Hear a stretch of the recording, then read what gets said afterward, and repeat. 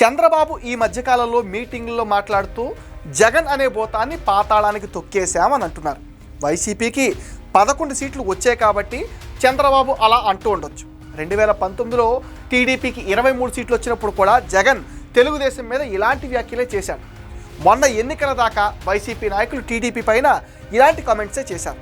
కుప్పంలో చంద్రబాబు, మంగళగిరిలో లోకేష్లు కూడా ఓడిపోతున్నారని మాట్లాడారు. కానీ ప్రజలు ఎలాంటి తీర్పిచ్చారో మనం చూసాం. జగన్ రెడ్డి సంగతి కాసేపు పక్కన పెడితే తెలుగుదేశం వచ్చే 30 ఏళ్లలో అధికారంలో ఉండటం రాష్ట్ర భవిష్యత్తుకు ఎంతో అవసరం.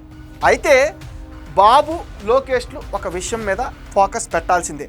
టీడీపీకి 70 నుంచి 80 లక్షల మంది కార్యకర్తలు సైనికుల్లా పనిచేస్తూ ఉంటారు. పార్టీకి కష్టం వస్తే వాళ్ళు రోడ్డు మీదకి వస్తారు. ఎన్నికలకు వీళ్ళ పడ్డ కష్టం అయితే అంతా ఇంతా కాదు. జగన్ గ్యాంగ్ని ఎదిరించి వాళ్ళు నిలబడ్డారు. వీళ్ళ మీద కేసులు పెట్టారు, వీళ్ళని జైల్లో పెట్టారు, ఎన్నో ఇబ్బందులు పడ్డారు. చాలామంది ఆర్థికంగా కూడా చితికిపోయారు.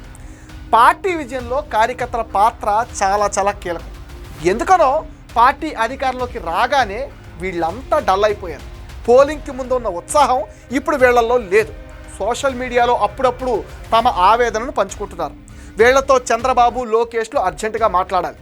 వీళ్ళ సమస్యలు వినాలి, వాళ్లను ఆదుకోవాలి. జగన్ని పాతాళానికి తొక్కేది కూడా వీళ్లే. పార్టీకి వీళ్లే బలం. ఎమ్మెల్యేల అవినీతి అంటూ ఈ మధ్య మీడియాలో వార్తలు రావడంతో క్యాడర్ చాలా అసంతృప్తిగా ఉంది.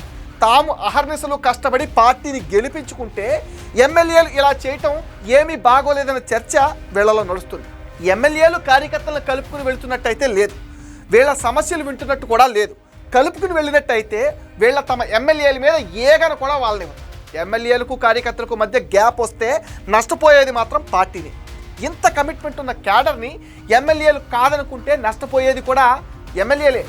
ఎమ్మెల్యేలకు కార్యకర్తలకు మధ్య కోఆర్డినేషన్ చేయాల్సిన బాధ్యత లోకేష్ మీద ఎక్కువగా ఉంది.